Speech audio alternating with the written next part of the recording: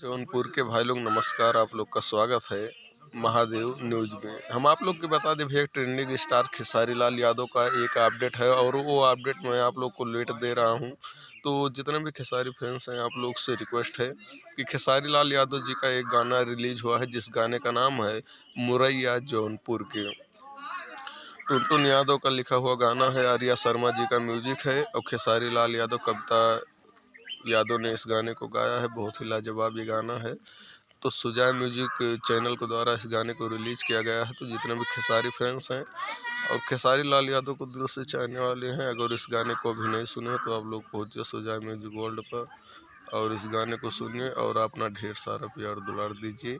तो ये गाना सुजाय म्यूजिक वर्ल्ड चैनल के द्वारा रिलीज कर दिया गया है, मुरैया जौनपुर के। तो आप लोग पहुँचिए और इस गाने को ढेर सारा प्यार दुलार दीजिए और ज़्यादा से ज़्यादा शेयर कीजिए।